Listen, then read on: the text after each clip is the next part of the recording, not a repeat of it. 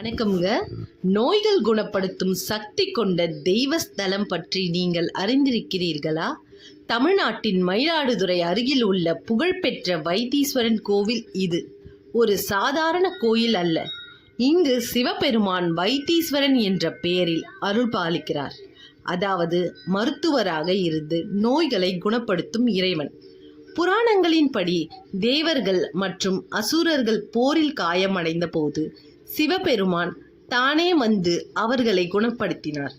அந்த தெய்வீக இடமே இந்த வைத்தீஸ்வரன் கோவில். மேலும் முருகப்பெருமான் சூரபத்மனை அழித்த பின் ஏற்பட்ட காயங்களும் இங்கே குணமானதாக கூறப்படுகிறது.